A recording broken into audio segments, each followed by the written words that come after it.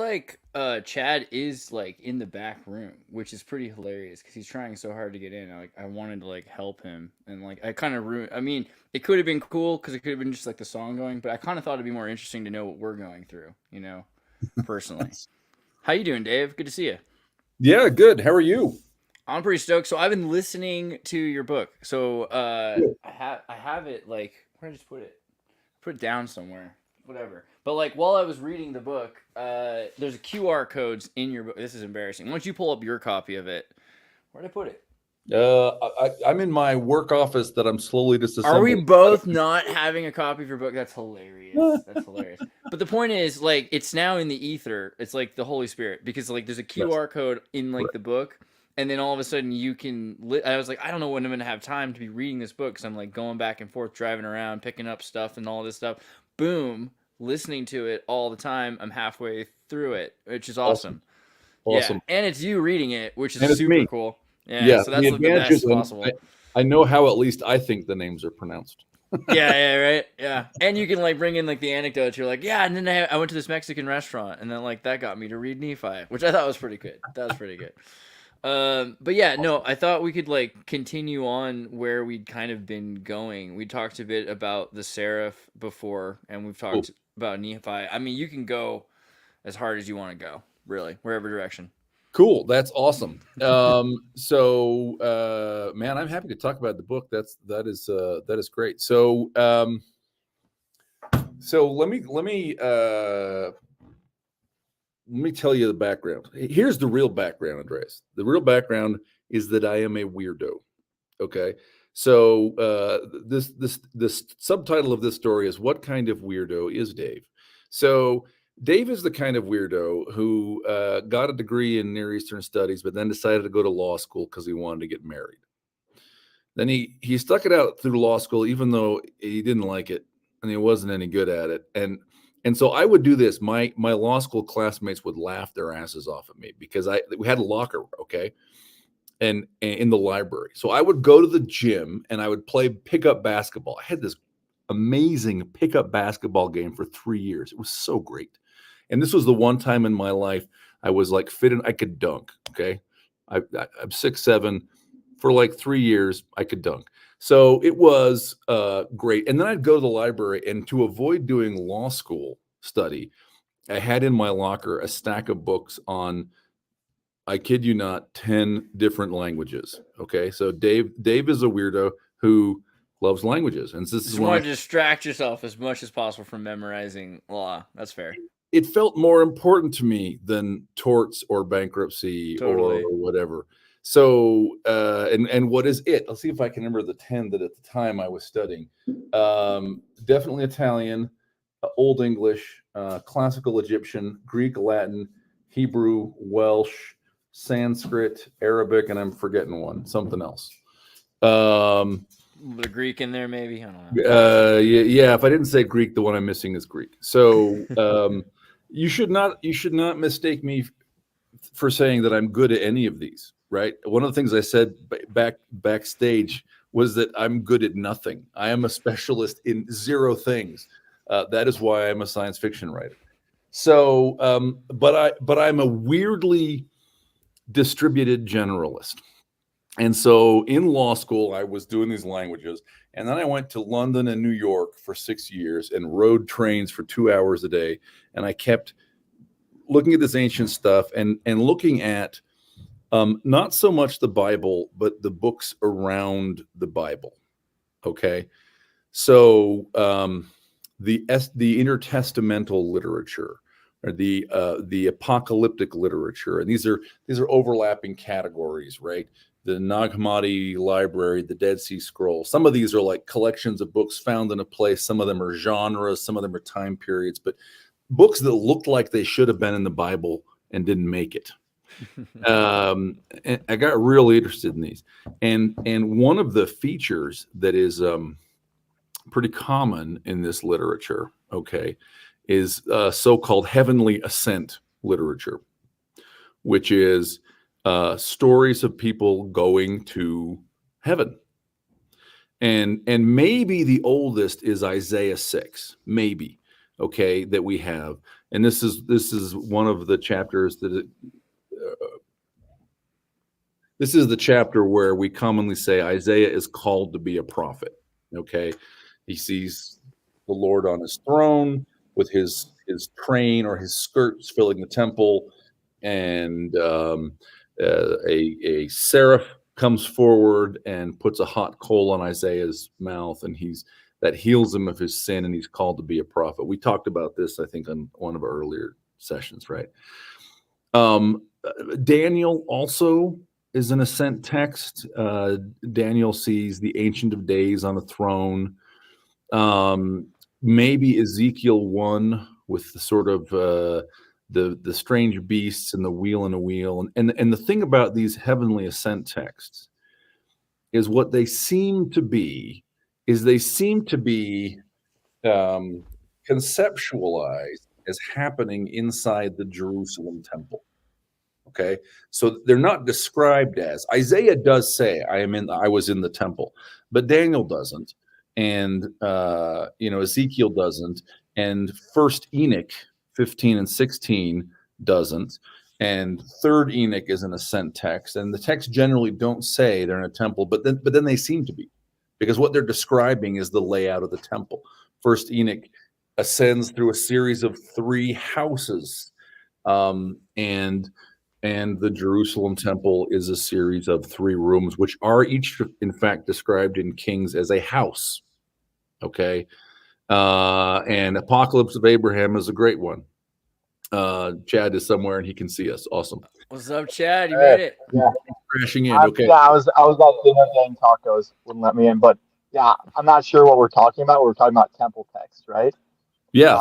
So I was actually reading Apocalypse of Abraham recently, and there is that very clear pattern of Azazel, or Satan, falling from grace, losing his garments of glory, which is the same as Satan losing his wings, and then the humans who ascend and go through this endowment process, gaining the garments of glory. Right. I was gonna ask Dave also, like, because you said like Isaiah is like the earlier one. What is like Enoch different? Like, would you say like Enoch ascends and goes to heaven? Is that earlier? Is it? It's pretty early. So I think scholars would say that the first.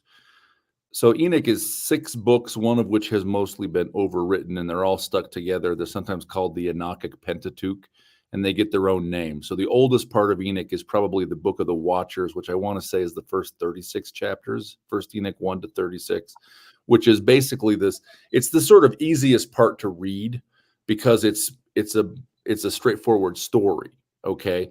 And the story is, now depending on what you think, okay, the sort of mainstream view is it's an expansion of the story of Genesis 6, where the sons of God, i.e. angels, sleep with mortal women, share secrets they're not supposed to, and this is the sin that causes God to whack earth with the flood, okay? And so the standard view is this is expanded into the Book of the Watchers. But there are people who argue that Book of the Watchers is recording the older and original myth story from the first temple, and that Genesis 6 is just a part that remained when the rest was taken out. Okay. But the basic story is these angels have sinned. There's actually, Enoch probably is collecting various texts like a lot of Bible books are, and so there's actually 2 different versions of the rebellion, which have 2 different leaders. One says Azazel is the leader, and the other says Semyaz is the leader. Right. And they have 2 different lists of angel names. Okay. So, but the basic story is these angels have sinned, and they want Enoch to intercede on their behalf with God. Well, where do you find God? Well, he's in heaven. So Enoch has to go to heaven to plead for the fallen angels, right? Which, by the way, speaking as a science fiction fantasy writer, what a cool story. Right. Yeah. I mean, God, it's unbeatable still. Yes. So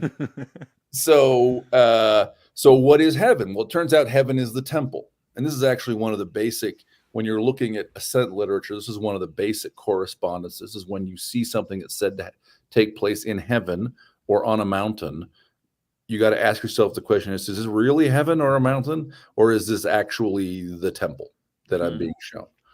And Enoch has a 3-part ascent, as there are 3 rooms in the Jerusalem temple. And in the uppermost room is God sitting on his throne, and Enoch presents his petition. Okay.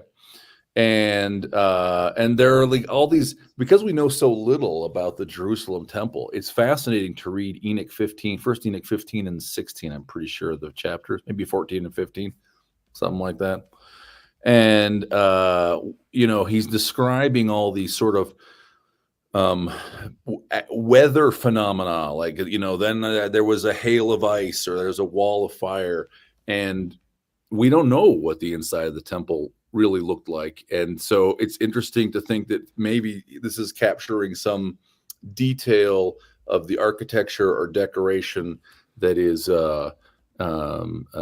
lost to us. So yeah, this is probably a fairly early one. I think the Book of the Watchers is the oldest part of Enoch, and so I think this is probably 3rd century BC. And I could be wrong on that, but something in that ballpark. And again, some people think, this is a minority view for sure, although I incline this way. Some people think that this is the story is older, regardless of when this was written. That the story is recording a story that was important in the to some groups around the first temple before the Babylonian captivity. So, but I got interested in this. So, of course, I love Enoch. By the way, the other parts of Enoch are weirder.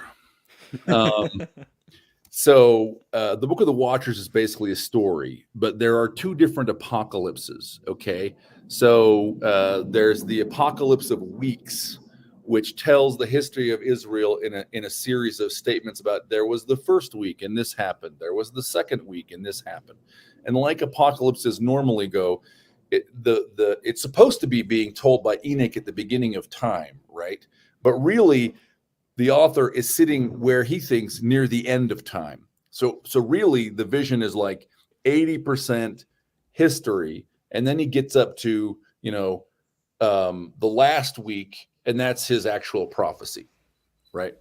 So even though the whole thing is supposed to be prophecy by Enoch way back when, of course, part of that idea, why do I say Enoch wrote it instead of me, Joe Israelite? Well, because no one knows Joe Israelite, but if I say Enoch wrote it, then people might read it, right? So right. This is the source of one of the sources of the phenomenon of pseudepigraphy, writing books in someone else's name. The ancients didn't have an idea of intellectual property. No one got royalties for this stuff. It worked for the books of Matthew, Mark, Luke, and John. So hey. Well, look. The Book of Deuteronomy was not written by Moses. Like people like the medieval rabbi. This is the very first step in critical biblical scholarship, and I forget his name. Is a guy in like the 12th century, I think, is a rabbi, and he says, we say the Book of Moses was written by the Book of Deuteronomy was written by Moses, but since it refers to his death and burial, probably not. Yeah. Right? So that's the first step on a long road. So the apocalypse of weeks is interesting because, one of the things, this is a little tangent just about why Enoch is awesome, and you should all read First Enoch. It's from the point of view of somebody who is upset and think that the Jerusalem temple has gone apostate. Oh. Yeah. Because in the period of the, I forget what week it is, I think it might be the 7th week, that seems to correspond to basically the time of Josiah. It describes, oh man, I'm forgetting the language. Chad will probably correct me. I got to look it up. I think it talks about their bread was impure and they lost wisdom or something. Man, it's been too long. The point is, there's this apocalypse. It's a history of Israel divided into weeks, and whatever the detail is exactly they use. This is somebody who, writing maybe in like 300 BC, thought, hey, back in about 700 BC, they really messed up, and they went wrong. There's also an animal apocalypse. There's a whole second apocalypse in there. Again, a history of Israel plus a prophecy of the end. It's called the animal apocalypse because everybody is an animal, Like I think Moses a white. I think Moses is like a black ram. King David is a white bull or something. Except for there are a couple of characters who become men, which is interesting because in the symbolic vocabulary, it seems to be the meaning of becoming a man seems to mean becoming divine, becoming angelic. So there's also a calendar text in Enoch, right? So it's a big, complicated document. On top of all of the sexy things I've already said about Enoch, Jude quotes Enoch. Okay, Jude undoubtedly, unequivocally quotes from the Ethiopic Apocalypse of Enoch. I want to say verse 6 or verse 8 or something. Jude, who was traditionally thought to be from the family of Jesus. Right. So like, read Jude and James, you're like, man, this is about as close as we can get to actually the man Jesus, son of Joseph, as we can get, right? And the dude's quoting Enoch. It may also be quoted in the Gospels. It may also be the source of the title, the Son of Man, which Son of Man appears in the Old Testament where it just seems to mean man. But in the New Testament, it seems to be a sort of a title, a special title. It means something more than man. It means like this. It means Messiah. It means the Son of God somehow. Yeah. Well, but actually, can you guys hear me? It's kind of lagging. Yes.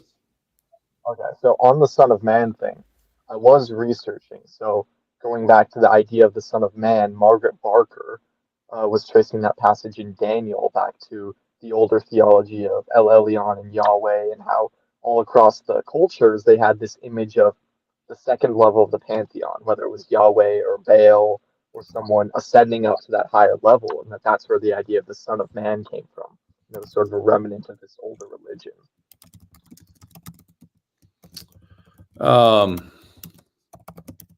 Answering a quick question in the chat. Yes, there is Hebrew before the 3rd century BC. We have written Hebrew text, the Ketef Hinnom scrolls, which are actually written on silver plates. Make of that what you will.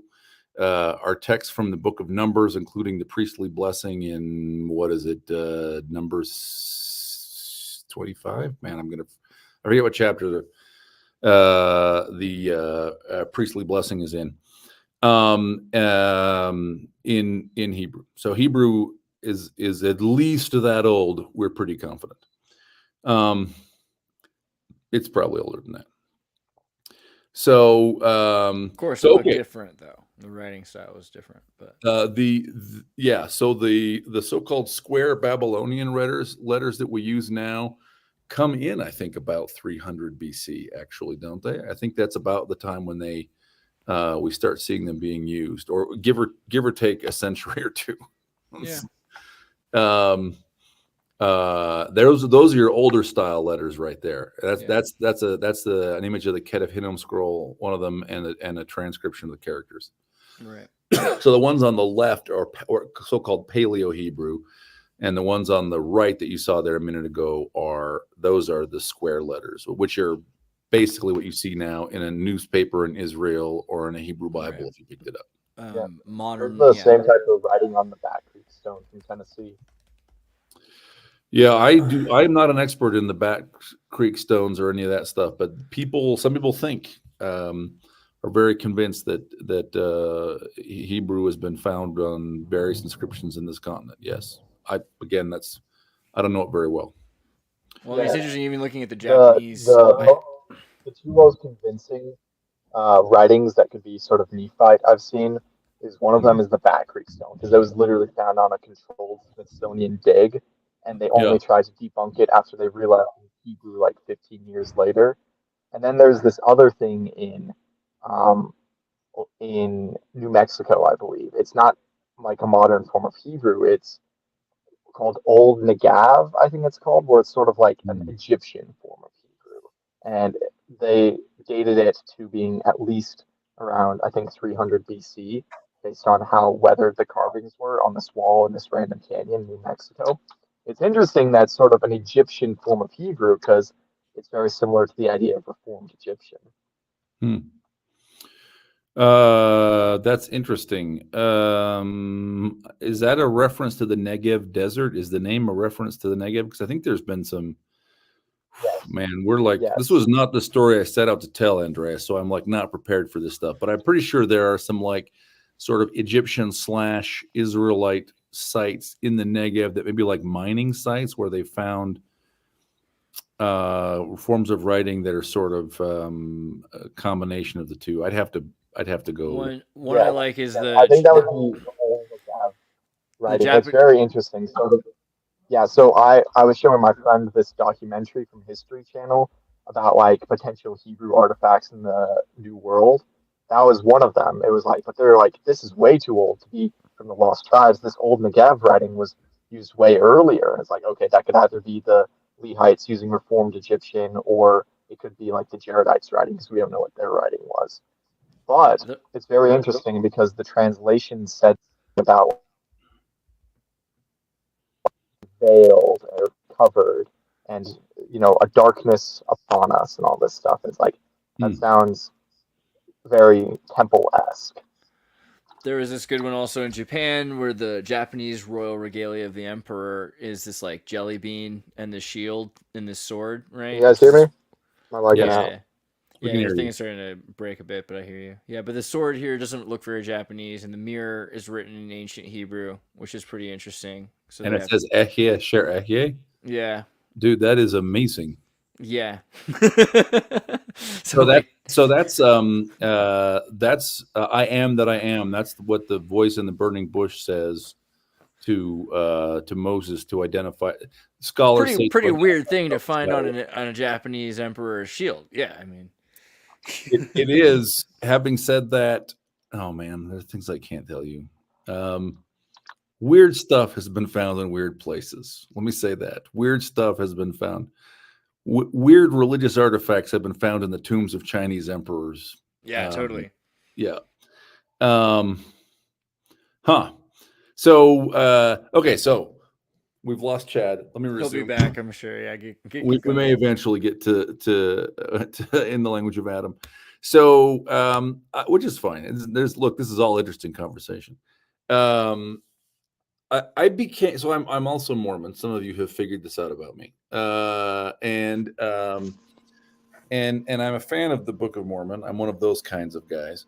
And I became convinced as I was doing this reading that the Book of Mormon contains temple texts. Okay. But I became convinced first on a sort of a right brain basis. Like, man, I can feel it. Like there are data that are being correlated in my unconscious mind, but I can't quite figure it out in my conscious mind yet. So I'd read the book and be like, man, what am I not seeing? Why does it feel to me like some of these are temple texts? And why can I not put my finger on it? And basically I was in that state for years. Well, I'll tell you the full story. Here we are. We usually go like 2 hours, right? So, and I'm going to use inside baseball Mormon-y sounding language because we're friends. So, I'm sitting at my house on a Sunday afternoon, and the first and second counselors, newly called first and second counselors of the Elders Quorum presidency, ring the doorbell. And they give me my new home teaching assignment. And I say, thank you. And then they don't go away. And they're kind of hanging out at my door. And we're not really especially friends. They're nice guys, but like we would never hang out or anything. So I don't know why they're still kind of at my door. And I say, hey, you guys must have something else you want to talk about. And they say, yes. And I say, okay. What is it? And they say, well, we want to extend a calling to you. And I say, okay, well, I will, it has to be Elders Quorum instructor because you guys all just got called. So there's a brand new presidency. You're looking for an Elders Quorum teacher. I said, I'll do it. I said, but you have to know this. I said, here's the deal. One, you will never have to remind me. I will be prepared every week. And two, I will never teach out of the manual. and because there's a manual of lessons, you know. And they said, well, will you use the manual as a resource to get some, you know, quotes or things? And I said, no. And they said, will you use the manual to, you know, to pick subjects? And I said, you should assume I will not open the manual. And they said, let us think about it. And they went home and they watched the Dead Poets Society and got back to you. Yeah. Well, apparently what they did is Steve. Oh shoot, I'm blanking on his last name. The Elders Quorum president went golfing with his dad and said, what do I do with this guy? And his dad said, give it a shot. Why not? You can always release him if he's a problem, right? You'll find out soon enough. Exactly. So then I basically gave me a forum where for 10 years in 4 different congregations, I taught on elders quorums, and I worked out this stuff on my feet. Having an obligation to have to talk about things made it start coming together for me. And so here's the basic argument. Okay. I'm like fast forwarding now 12 years. We are multiplying. Fantastic. So, here's the basic argument that I've made now in three books and multiple YouTube appearances and firesides and whatever. So the Book of Mormon is written by people who practice the heavenly ascent. And this is not a purely visionary experience. It is a temple liturgy. So the men, because as far as we can tell, it's all the writings we have are all from men. Okay. The men who did this ascended through the 3 stages of temples built after the manner of Solomon's temple, is what Nephi tells us in 2 Nephi 5, into the presence of God. And they understood it as a circular journey. They understood it with the mythology, which was they were Adam and Eve having suffered the expulsion from Eden. They were now returning to Eden. And they assume that the audience has had the same experience, and they are talking to fellow initiates. And so this is the repeated in the Gospels over and over again. You get, who has ears, let him hear. Ho echon ota akueto is Greek, okay, which is thought to indicate, this is a mystery doctrine. Here's a secret doctrine. If you were initiated, you would understand what Jesus was talking about or what the evangelist was trying to get at. Well, the Book of Mormon writers never say that, but they constantly use what is discernibly, identifiably, systematically, consistently the images, the architecture, the sights and sounds, and even the tastes, the repeated words, ritual gestures, the mythology of that ritual experience to talk to their audience. And so if we can the more we can figure out what it was they did and what they thought they were doing, the more we understand the Book of Mormon. That's my thesis. That's what In the Language of Adam is all about. Right on. And so from there, you're saying, the experience isn't just to be, to make a world a better place and to be nice to everybody, but it's literally exaltation, like it's to experience like Enochian, fulfillment of what it means to be like a complete being. Yeah, that's correct. It's to become one of the gods, or the way the Sermon on the Mount puts it, it's to become one of the shining ones. It's to become like a lamp not hid under a bushel. It's to become like one of the lights on the menorah that you are approaching. This is going back to the Ketef Hinnom scrolls. The Ketef Hinnom scrolls is the priestly blessing. It's an invocation. May Yahweh cause his face to shine upon you, because the gods shine.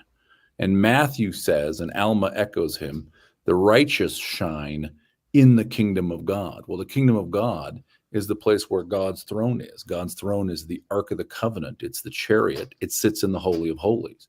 In the kingdom of God, the righteous, those who ascend to enter in there, become gods, and they too shine. And that is the That is the experience. Now, by the way, the level at which I have recovered it, so far, is really still very superficial, because I think there are all kinds of levels of, man, I think these guys thought they were acquiring spiritual powers. They tell stories about making mountains move, and great healings, and the causing of earthquakes that shatter prisons. And I think we should take seriously the idea that they believe these are the sorts of things that they were, abilities they were gaining, right? Like spiritual powers they could unleash on the world as a result of their systematic spiritual application to this discipline of the heavenly ascent. Yeah. Hi, Professor Haynes. Yes, we have not met. Hi, I'm Dave. Hey, I'm Tyler Hines. I'm from Illinois. I pop on the show from time to time. Cool. I go by Professor Hines. It's the Dutch spelling of my name. Cool. I come out of the Reorganized Church, actually, originally. And it's interesting that you speak of spiritual gifts in connection with this heavenly ascent, because our two traditions, in the Reorganized Church, the Kirtland era was always emphasized more than the Nauvoo era. Mm-hmm. And endowment during the Kirtland era was often, it hadn't evolved into the ceremony yet, and endowment was often associated with the endowment of spiritual gifts. That's how the terminology was used at the time. And it's interesting how that evolved into an actual ceremony of ascent. So it's a connection that I'm drawing in my mind listening to you. Right? Very cool stuff. That's super interesting. Rob K, I think I can hear, this is a reveal. This is a revelation. So one of the things that's happened is that the book's done great, by the way. We sold 2,000 copies in May. Okay. So it's pretty based. It's going gangbusters, which is amazing, because it's on such a weird subject, but okay. Awesome. So we're launching a publishing company in the back of it. So I'm actually editor-in-chief of Plain and Precious Publishing, a publishing company which exists and currently has one book. But we have two that will come out this fall. Probably also my other two back catalog. By December, we'll have 5 books out, I think. And there are other people who are working on books for us. One of them is a fellow named Rob K, who has a YouTube channel called Mormon Yeshiva, which is pretty great. And his take on the Book of Mormon and Professor Hines, this is one of the things I was sort of alluding to, is he says, so he's a super interesting dude. He's raised his maternal grandfather as I think this is correct, a Methodist preacher, but his father was a Jew. The name K was originally Kahan. It was the Polish or Lithuanian Cohen. Okay. So he's basically raised Jewish. He finds a Book of Mormon in the library when he's 15. He has no idea there are churches that go with it. Okay. He reads it. He's like, look at this amazing Jewish book. This book is so Jewish. What a great book. And specifically, okay, and this is what his book is going to be about. And I am so excited for this. Okay. He argues that he doesn't use the term mysticism. He talks about prophetic science. Okay. But he argues that the Book of Mormon is a Jewish mystical text, that when it has numbers and some of the sort of unique one-off weird words that appear in there, like the name Sebus, the waters of Sebus is an example. I think he'll have a couple chapters on in his book. He says, look, what these are is actual roadmaps, meditation texts. They're actually, this is not an abstract doctrinal manual or a story collection. It is a practical manual for meditating to gain spiritual power. And spiritual does not mean not literal, right? Like you might just say power, to gain power, to do stuff, right? So we're going to publish next year a book about the Book of Mormon as a manual for meditation to gaining spiritual power. And I am quite freaking excited about that. Yeah, that sounds awesome. That's Here's really cool. Something I thought I have on that. So I think these things are all very connected, right? When we talk about the plain and precious things removed. So Ezra Taft Benson, he's my favorite prophet besides Joseph Smith. I'm And trying Ezra Taft, so hard to understand you, Chad. Like, maybe roll can per you hear me? window. Can you hear me now? I heard you say you like Ezra Taft Benson. Okay, can you hear me now? Okay, so Ezra Take Taft it. Benson talks about the Latter-day Church being under condemnation for not taking the Book of Mormon seriously, right? So when we talk about, Third Nephi talks about Chad. You there? can you hear me? I have no idea, bro. It's really hard because you're driving and I hear only the car driving. Oh well. Maybe try again, or maybe text it. If write in the private chat, then I'll read it, or Dave can read it because he's got that eloquent like narrator voice. I don't know. You could kind of go on what you were saying though. Can you kind of riff on that, like on what you thought you heard you say? Here we go. Here I'll do. I'll do a good narrator. Ezra Taft Benson said the Latter-day Church is under condemnation for rejecting the true purpose of the Book of Mormon. Look, man, I think that Good job. Moroni says that. Man, Mormon 8 is the most terrifying chapter in the book in all of Scripture, and we never talk about it, or we talk about it really glibly. But here's what it says: "Hey, you reading the book, you bunch of perverts and sinners, you're desecrating the church of God. Repent, or you're going to hell." Who do we think that's a message for? Right? Who do we think that's a message for? Yeah, I think we remain under condemnation for not taking the Book of Mormon seriously. Or put it this way. Okay, here's how I think about this. I'm old now. You guys are all sprightly and young. I'm an old man. I'm 51. I was a kid. When I was a kid, we were worried the Russians were going to bomb us with nuclear weapons, an obviously ludicrous proposition.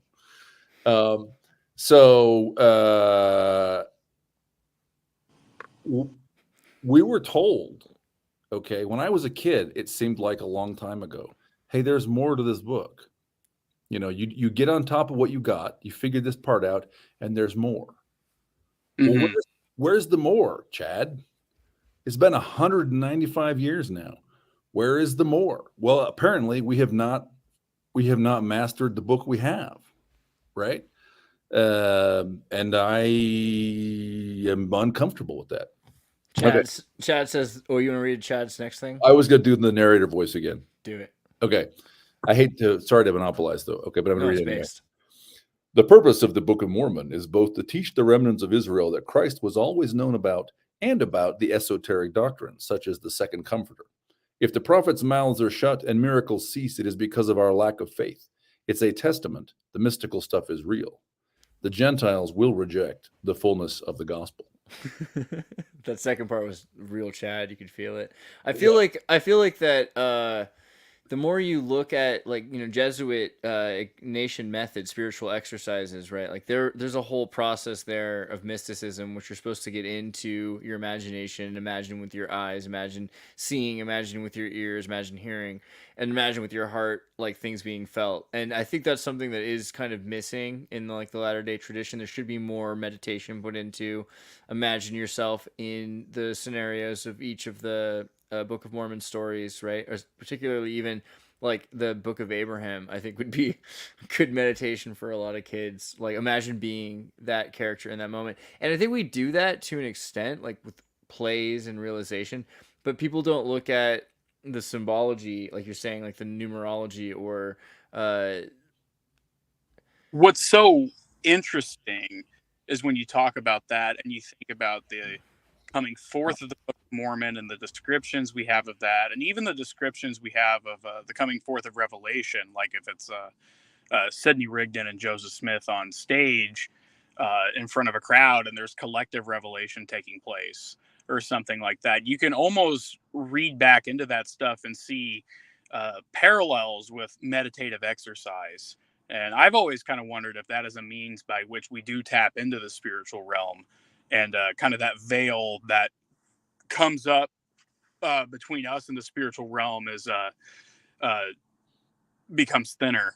I have always wondered that, and I see a lot of parallels. I remember I went to a Methodist college when I was younger, and I had a minister there, and he was talking about Jesuits and Catholic priests and the construction of memory palaces and things of that nature. And I kept going back to things I had heard about Joseph Smith over the years and things like that. I'm like, a lot of this sounds really familiar. Yeah, it's useful. I wouldn't throw that all away either. Yeah. It's yeah, that's really interesting. So this is maybe a tangent, or maybe this is exploring the same idea a little further. But like one of the passages, a series of passages I talk about in the language of Adam. And Andreas, I don't think you've gotten here yet because I talk about it in connection with Nahum in chapter 9, probably. Is the missions of Ammon and then Aaron in what is this, like chapter 18 to 22 or something of the book of Alma. You get this series of people who faint and then rise to their feet, announcing that they have seen Jesus, and it's actually more formulaic than that, because if you read the stuff that Ammon teaches King Lamoni, I'm not looking at, but it's I think it's the creation of the world, including the creation of Adam, the fall, and the plan of redemption. And then when Aaron teaches Lamoni's father, like 3 chapters later, it's exactly the same 4 things. So there's like a set of teachings that are given, and then there's a ritual cry for mercy. So Lamoni and his wife and the king all cry out for mercy. They don't use exactly the same words, but they all cry for mercy, and they all pass out. And then they all come up, and I think that 2 of them specifically say, "I have seen Jesus," and I think the king's father doesn't say that, but immediately starts telling everyone they have to worship Jesus. So maybe it's implied, right?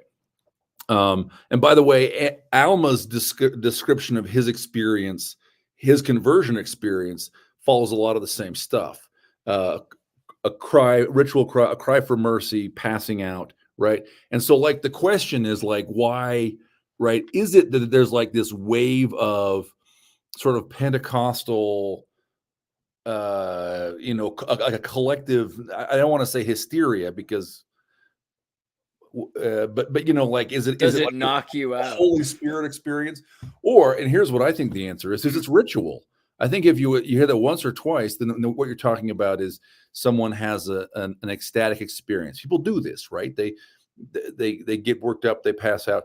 But where it's over and over again with the same constellation of things, I think what you're seeing is ritual, is an ordinance. And that's one example of, it's a 300-page book, right? Of I think that the Nephite prophets show us again and again, this is how we worship, and their assumption is that we do. Now, by the way, Professor, so interestingly, right, a couple of consequences kind of connect to you're being from a Community of Christ or an RLDS kind of background.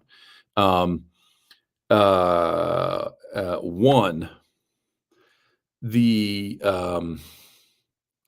way that the LDS talk about sort of Joseph's revelation is in these kind of staccato bursts, and there's sort of like the Book of Mormon revelation, and then like there's the temple revelation, which comes later.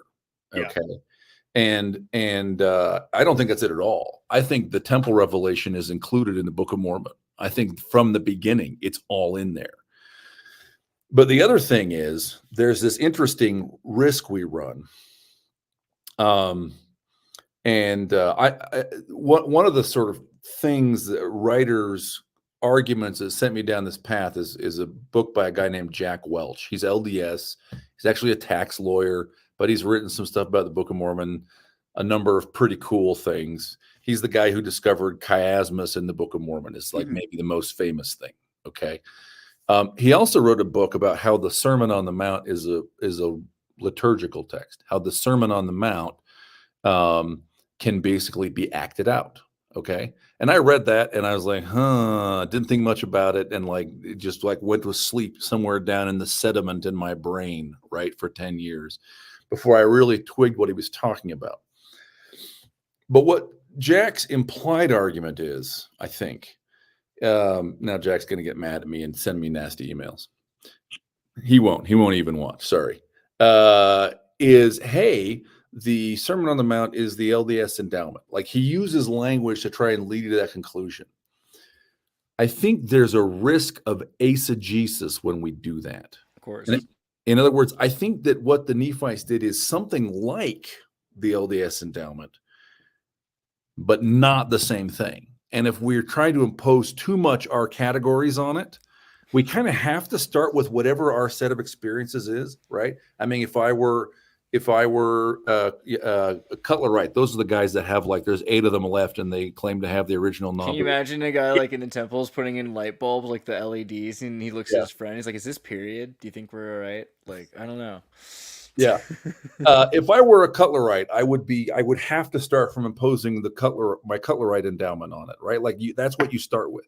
But but to see what the Nephites are really talking about, you have to get beyond. You have to eventually go, oh wait, but there's stuff in here that is different from, right? Similar to, thematically consistent with, but really different. Like if you or I was dropped, if we knew the LDS endowment and were dropped into the experience Nephi had, I think we would actually get really upset when they started physically hitting us. I think that would be like, wait a minute, what are you doing? Right? Full karate training. You gotta go through the whole thing. 7 punches in the face is, I think, actually what it was. Wow, so really? Yeah. I don't think you've got to that chapter yet either. It's the Black Eye Club. Okay, good to know. Yeah, we could talk about that as a specific example. But yes, I think they punched you 7 times in the face, or punched you 7 times. What a club! Yeah. So so there's this interesting, like, your perspective. I'd be interested. You may not have read. I'm going to assume you have not read the book, but if you did, I'd be interested in your perspective. Not coming at it maybe with the assumptions that an LDS reader will, because an LDS reader, I think, quickly sees, this is what he's talking about, but may assume too much. I'm somewhat familiar with the LDS endowment. I've never gone through it, and there's parts of it I just don't know about. But from everything that's ever been told to me, I suppose I would say that I agree. There's nothing that's ever been told with me that I don't agree with as a general principle theologically, really. Yeah. But the actual ceremony, I've never gone through anything like that. So I could probably come at it from a perspective that, like, if you were to go look at, like, whatever the Nephite, the endowment would be versus the LDS endowment, I suppose I would kind of come at it from, like, are the same, I guess, kind of perennial principles popping up in both, and are they being relayed ritualistically to the initiates in such a way that they get that essential gospel knowledge? And I think that can look different in different contexts, and that's probably because I come from Community of Christ and I have more of that broader minded view that I would just see it that way. But I can see parallels between our belief system and ancient Judaism, mystical Islam, other versions of Christianity. So I kind of view the gospel as the religion that's written on the hearts of all men. And I think you're going to kind of see the same themes pop up everywhere where true principles are being taught. It's just going to look different on the cultural context, is what I'd say. I hear that, but the book is really not even about those themes, right? This is, let me give you an example from the Book of Mormon. Okay. Let's look at 2 Nephi 1. So context here, Lehi is old. He'll be dead before chapter 4. Okay. And so he's talking to his sons, and I want you to look at the language he uses to exhort. This is all of the sons assembled, but look especially at verses 13, 14, and 15. Okay. And then we'll maybe talk about them in reverse. 13. I'll use my Chad narrating voice. Oh, that you would awake. This is Lehi to his sons. Awake from a deep sleep, yea, even from the sleep of hell, and shake off the awful chains by which ye are bound, which are the chains which bind the children of men, that they are carried away captive down to the eternal gulf of misery and woe. Awake, and arise from the dust, and hear the words of a trembling parent, whose limbs ye must soon lay down in a cold and silent grave, from whence no traveler can return. A few more days, and I go the way of all the earth. But behold, the Lord hath redeemed my soul from hell. I have beheld his glory, and I am encircled about eternally in the arms of his love. Now, this is all ordinance language. And it's not the theology of it. It's not the morality of it. It's the actions. Because in verse 15, Lehi, who is about to die, is encircled about in God's arms. Okay. Now, from numerous other passages, including in 1 Nephi 8, but also I look at some of the New Testament, some Old Testament too. John 1 is a great example. Jacob 9. It is clear this ordinance near the climax, part of what you do is you pass through a straight and narrow gate where you meet the Lord, the Holy One of Israel. He employs no keeper there. Okay. And he recognizes you because this is Jacob 9:41, or 2 Nephi 9:41, Jacob speaking. He recognizes you because his name is the Lord God, Yahweh Elohim, and there is an embrace. And so in 2 Nephi 1:15, Lehi, who is transitioning to his eternal reward, he is dying. Okay. What the image he gives to that is he is standing at the threshold to the kingdom of God, and he is embraced.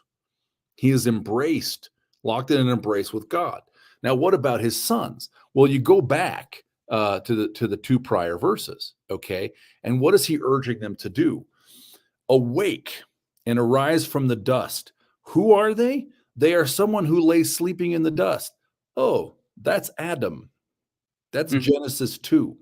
They are Adam. Oh, and look, he says, in fact, what he says, I think this is actually verse 23 or 25. He says, arise and be, he repeats the awake and arise and says, arise and be men. There it is. Come forth. Nope, that's not the, somewhere in here he says, oh, no, it's verse 21 above.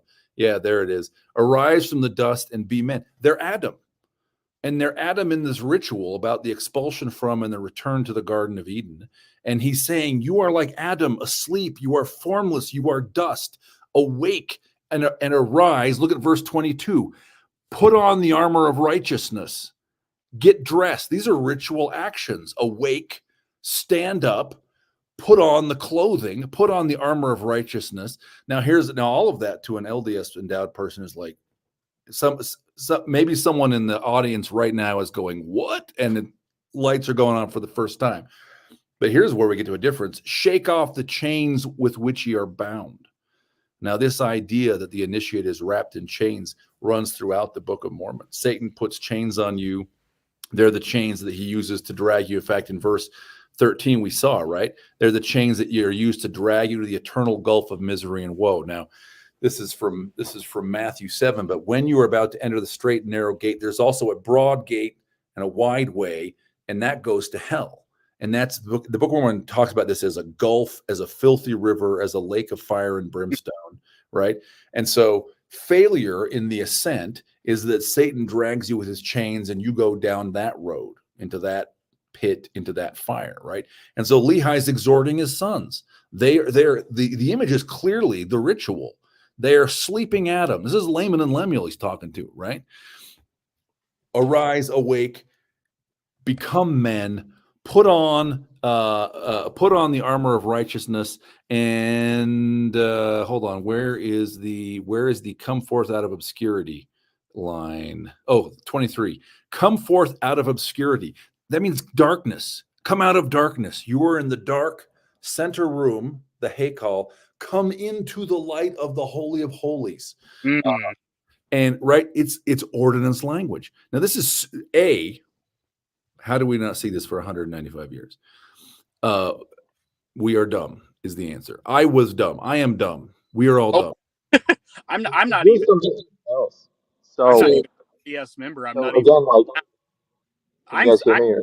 parallels between what I know of your endowment, and I'm also a member of I'm a master Mason, and I'm seeing a lot of parallels between the Masonic rites that I went through within the 3 degrees. And I think that should count.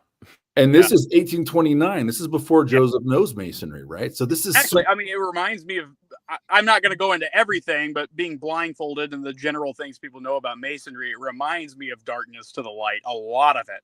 Yeah, absolutely. So one, that. Two, how much poignancy does this add to the passage?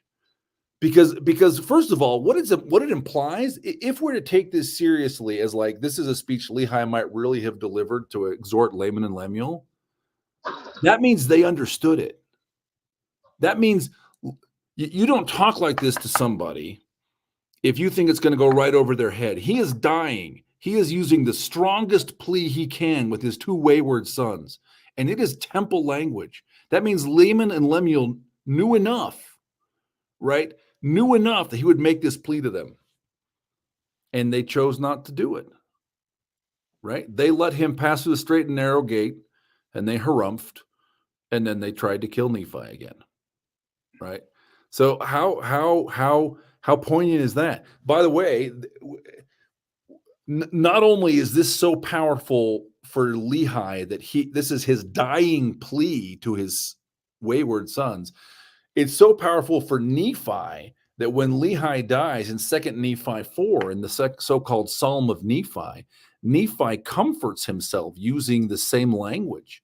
He asks God to dress him and keep the gate open before him so that he can go in and build upon the rock, all of which is the same ordinance. The rock is the foundation stone in the Holy of Holies in the Temple of Jerusalem. And so Lehi, as temple initiate, uses temple initiation to plead with his sons. Nephi, as temple initiate, consoles himself over the death of his father. So the thing is, this is not an abstract intellectual game, right? First of all, I get no prizes for playing this game. I am not a professor. No one's going to give me tenure. I will never get an honorary degree in my life. I am a science fiction writer, okay? Me talking about this can only hurt my science fiction sales. This is not going to help me. People are like, oh, that guy's he's not only a Mormon, he's a believing Mormon. Don't buy his books, right?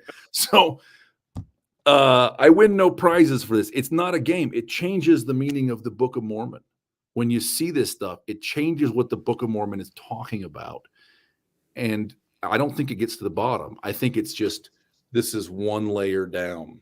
And this is why I'm excited for Rob K's books and also the other amazing books that are being worked on for Plain and Precious Publishing, because we're going to really dig into this Book of Mormon thing. Well, what do you think about? Oh, go ahead. Yeah, when you know what you're looking for. So I sent this to you the other day. I searched for wisdom in the Gospel Library because it's like, okay, that's the Divine Mother's name, and it's in, I think it was in Ecclesiastes, like chapter 7, maybe. Yeah. So I'm not sure if that's the right chapter, but I searched for wisdom, and immediately it's the scene where it talks about how the first thing it sends out is you need to cherish your wife more than anything. I'm sort of paraphrasing here. And it has this sort of scene of someone being, it says, dressed in white garments and anointed with oil. And then it goes on about wisdom versus strength, how wisdom is more valuable than strength. Right after talking about the wife, and just before that, there's also a scene of them partaking of bread and wine. So it's very clearly a scene from the Holy of Holies temple wedding, where they're being dressed in white garments, they're being anointed with oil. The bread and wine was in the Holy of Holies of the temple as well. And then the idea of wisdom versus strength, it's like talking about how a man who has wisdom will be rejected by other men, but will be greater than them. I can look up what chapter it is real quick. It's super interesting. So here's like a consequence. And this reconnects Andreas to some of the first conversations you and I even had on this channel, right? So one of the consequences, A, you add meaning to the Book of Mormon, okay, but B, you also get this surprise key to unlock the Old Testament, because, right, and this is something we've talked about before. The Old Testament has been edited, and it was edited by the winners of a political fight who in 2 Kings 23 show us that they're willing to and feel justified in murdering the people who disagreed with them. And we have their record. Well, in the Book of Mormon, we have the record of the other guys. It's the people that left. Okay, the people that first of all went underground, and Hezekiah smashes the Nehushtan, and I hate it. And the Nephite prophets are like, Nehushtan, that is Jesus. We love Nehushtan. It is amazing. Four times, right? Of the 7 clear references to the Nehushtan in the canon, 4 of them are in the Book of Mormon. So they are the other guys, and this is really unusual in history that we get this complete. It's like it's the idiot. It doesn't. They don't tell us the history. They don't say here's what the real history of Israel was. We disagree with the historical take of Kings. They don't do that. That would be interesting. I would love that. This is why I want the rest of the Book of Mormon. Okay, I want to be like, no man, actually, turns out Asa was a pretty bad guy or whatever, right? Like I'm interested in that. But they give us their ideology, and they give us their liturgy, right? And it is not the description that the Old Testament gives of what is suppressed, but it lines up with it in a lot of points, so that we go, yeah, this is the point of view that was hated, was what these guys had to say. Yeah, It's pretty it's interesting. very interesting. And I Even have from always wondered if there was a connection between the variations of Judaism that went underground prior to kind of the rise of Pharisaical Judaism, and communities you saw pop up at places like Qumran that have a lot of proto-Christian ideas. And then some of the scrolls that were dug up at Qumran seem to allude to the coming of Jesus. So I've always wondered if there was some kind of a connection between, like you said, the Judaism that was ascendant, and then the Judaism that went underground, and then these communities we see that kind of pop up in the years leading up to the coming of Christ. Well, it's interesting also, this idea, because we talked earlier about like Satan or whatever this accuser be that's pulling you into the rivers and chaining you, right? And so this idea that you're exalted, you're one with this divine thing, is not you're one with everything, because there is a specific thing that you're getting in line with, and you have to be very careful about this other thing, which is this accuser, right? And it seems like it'll pull you into the river of Styx or Cerberus, as you were saying, right?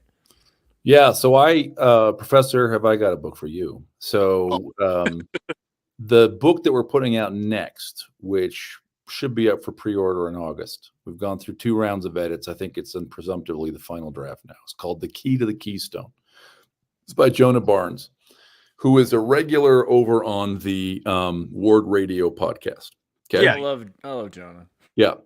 So here's what his book is about. Okay. He says, hey, Book of Mormon shows up in 1829. It says some weird stuff. It sort of seems to imply that there are these sort of Christian ideas among the First Temple Jews. That's crazy. But then, almost entirely after the Book of Mormon, the big exception is First Enoch, by the way, which precedes the Book of Mormon by less than a decade. 1821 is translated into English.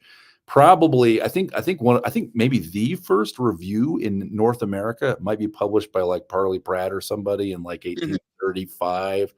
I'm probably off in the details, but that's about right. So, but then there's a flood. We have hundreds of apocryphal. He used the term apocryphal to sort of group all these things together, but pseudepigraphical, Gnostic, Nag Hammadi, Dead Sea Scrolls, Deutero, all this stuff. Okay. We for a long time we had the Deutero canon, and once in a while 1 or 2 things, and now there's a ton of them, and they sound like the Book of Mormon. They share some Book of Mormon's doctrines. They put New Testament sounding ideas about the garden, about Eve specifically, about Satan, about the Messiah in the mouths of Old Testament prophets. Right? That's what I'm saying. Sorry. Well, what's so interesting too is that there appears to have been kind of a move in Judaism later, after it started to have to contend with Christianity, and no offense to practicing Jews, I have a lot of respect for them, but it seems that there was kind of a move, especially with the kind of the rise of Talmudic Judaism, against some of these things that sound like the coming forth of Christ, like kind of the removal of this second power within the Godhead, which that's alluded to in Daniel. That's in the mainstream Bible. Yeah. That's yeah. Have you read Alan Siegel's book, Two Powers in Heaven? Is that there's a classic study of that stuff. I think I have read books that cited that, but I have not read that book. Yeah, that's a classic study of that specific idea. Yeah. So this is what Jonah's book is about. And here's his argument in a nutshell. He says the reason why these things and the Book of Mormon sound the same is because they are all coming from the same kind of cultural waters, which is like the parts of the ancient Israelite religion that the Deuteronomists suppressed, and specifically the brass plates. Because often what you have in the Book of Mormon is before one of these guys, Nephi, Ammon, whatever, before they announce, before they quote, Zenos or somebody, they'll talk about how they're reading. They'll say, I read the words of the prophet. I have read this, right? Which seems to tell us specifically that where they have these are the brass plates. So where they do that, and then the same idea shows up in he looks at 50 books, and 50 books is just scratching the surface, right? But it's like the Greek life of Adam and Eve, the Egyptian life of Adam and Eve, the Book of the Bee, it's like a bunch of stuff, right? I think I only knew 20% of them, and I'm fairly well educated in this stuff.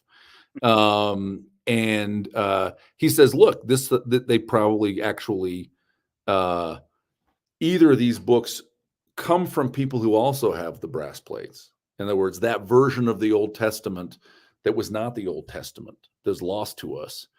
Or they might even have been on the brass plates. He makes an argument. Part of the book is an argument of trying to reconstruct what was probably on the brass plates. So that should come out. That should be available for pre-order sometime in August and basically out in September. Yeah. So you're saying that the brass plates had the older Testament? Yes. So this is right. So Margaret's started her journey with the observation that the New Testament seems to assume books that precede it, but the Old Testament doesn't seem to be it. Right? So what was it? Jonah basically, and I don't think he's consciously, I'm not sure he's read Margaret Barker or not, right? But his journey is kind of like the Book of Mormon assumes books that precede it, and it is clearly not the Old Testament, right? I mean, Zenos, Zenoch, Neum, right? It's not the Old Testament. It's something like the Old Testament. It's not. Yeah, I do think it's pretty telling that a lot of these things are coming out around the same time. So before I even knew who you were, I saw you on Quick Media.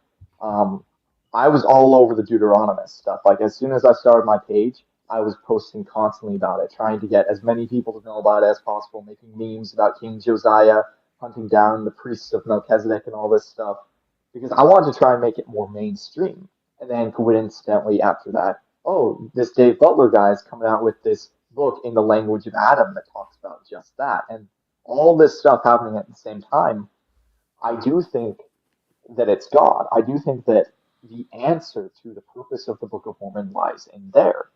And not just understanding these things, but conceptualizing it, understanding that we are in this story, right? We are part of these rituals and that we need to be these temple initiates as well, right? Yeah. So it's supposed to guide to those things, because if miracles have ceased among us, it's because of our own wickedness and unbelief. Well, that's another question. Is how concerned are you that we're not getting punched hard enough in the face? You know what I mean? Metaphorically, but literally too. I mean, maybe we should be getting hit a little harder with that magic stick. It's interesting, right? Because it's exciting to go, oh, I'm in the story. But it's also scary because the ending of the story that we've been told is not, and then they figured it out and lived happily ever after. It is, They reject the fullness of the gospel, all except a few, right? Jacob comes through them like a lion, mowing them down, right? Cataclysm, Jerusalem descends from the sky, right? Like Right. I want to live in more boring times. I mean, I think you're right, Chad. It's really now is really interesting moment. A lot of interesting. By the way, I think one reason it's an interesting moment is because real things are happening and we're reaching real realizations. And I think at the same time, it is an age. I think the same energy that drives that or is related to that also is throwing up lots of charlatans and hucksters and pretenders. And man, we got to be careful. So yes, exciting and also scary.